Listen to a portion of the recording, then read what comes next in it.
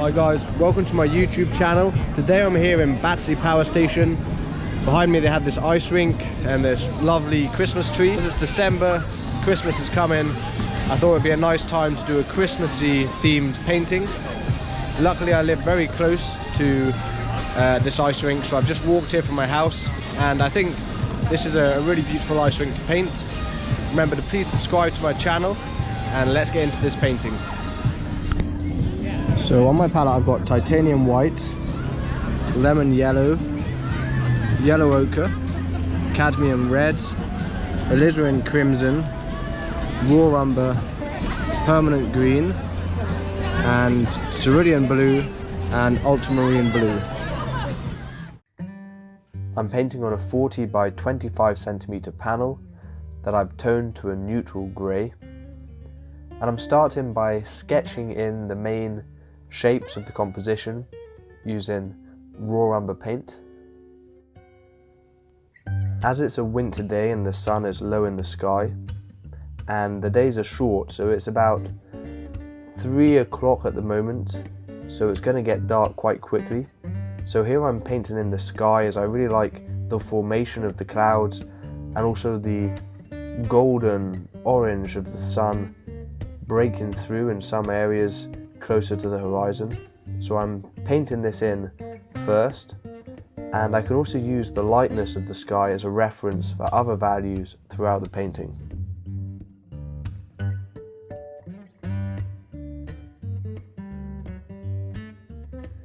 Here I'm painting in the general colour and value of the brickwork of Battersea Power Station, and I'm keeping this whole section very simple for now, and later on I can add in more details on top of this section.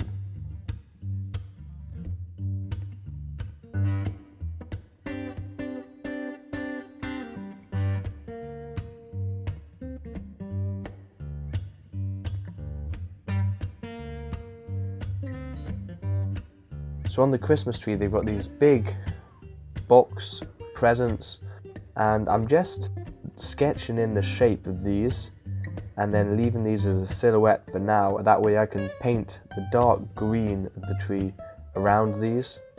As when painting alla prima, so you're painting wet paint on top of wet paint, I don't want to try and paint these white boxes on top of this dark green, as the white and the green will mix and it will create a sort of murky grey green which won't capture the true colour and lightness of these boxes. So I'm trying to keep these very separate so I don't have to paint one on top of the other.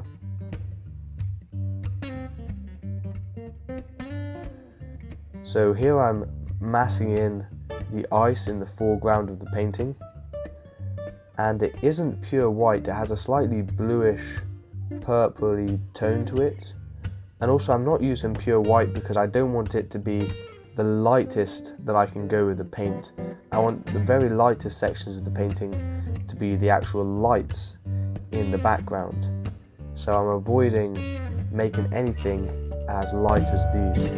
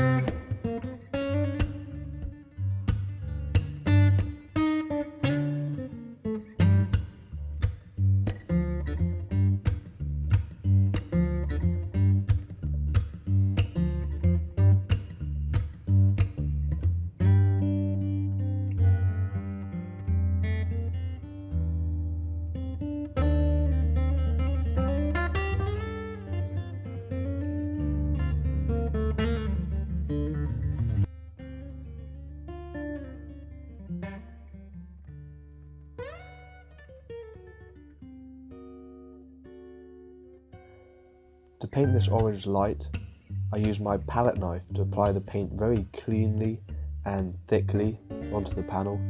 This allows me to put the paint down boldly without it mixing with the layers underneath. So I use a mix of titanium white and my lemon yellow, And then in order to give this orange glow, I then mix my lemon yellow with my cadmium red and a bit of white and paint this softly around the edges of the light, and this gives the light that orange glow, and the lightness of the paint in the center gives it the appearance of a bright light source.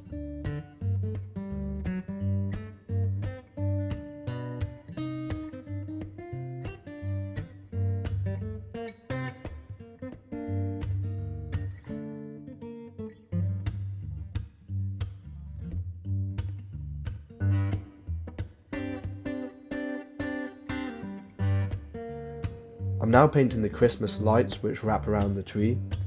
To do this, I mix titanium white with lemon yellow on my palette, and using a fine pointy brush or my palette knife, I load it quite thickly with this paint mix and then dab this paint onto the tree to create this appearance of these Christmas lights. As you can see in the background, the sun has now set and it's dark. So these lights around the ice rink have now become the dominant light sources in the scene.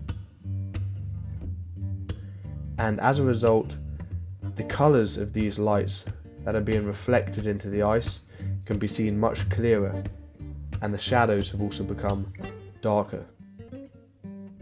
And another thing which is happening, which you can probably tell from the video, that these lights are constantly changing. Sometimes they're orange, sometimes they're blue, sometimes they're purple. And one thing I'm being quite conscious of is that the light colour which is being reflected into the ice is the same as the colour of the light that I've chosen. So I'm not just painting what I'm looking at, I'm also making certain that the colours line up. So two things, so that, say, a blue light is not creating an orange light on the ice. So changing light effects are one of the challenges which you face when painting plein air, as the light will change over the duration of a painting.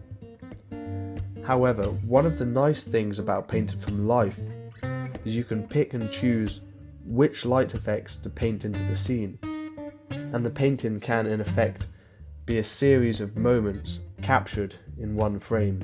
For example, if I preferred the orange lights getting reflected onto the ice, I could wait for a moment and paint those, and then if I preferred some figures in one position, I could paint them in this section of the painting. And I've got a lot of freedom to try and make the best scene I can, as opposed to just taking a photo and hoping that everything in that photo works well and looks nice. When I'm painting, I can pick and choose to design a scene which I feel looks nice or conveys the emotions that I want to capture in the painting.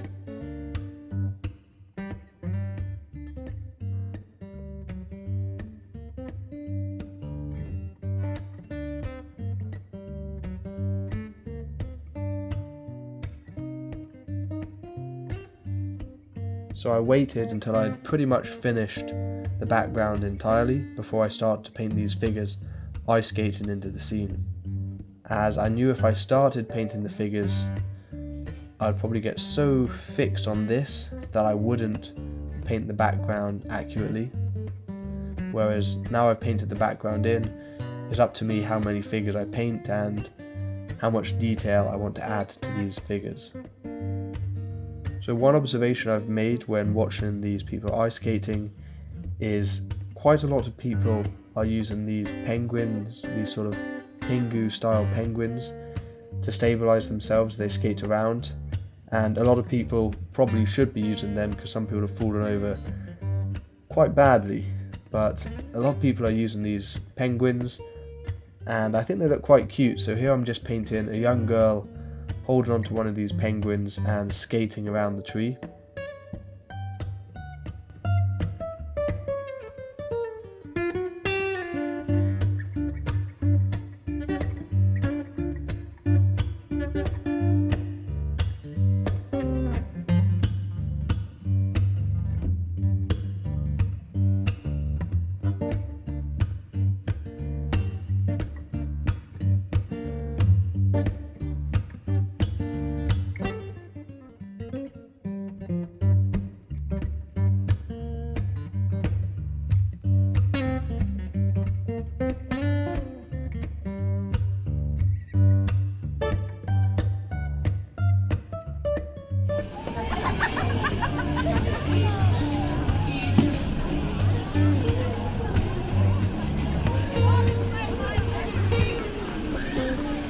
So I hope you enjoyed that video of me painting the ice rink here by Battersea Power Station.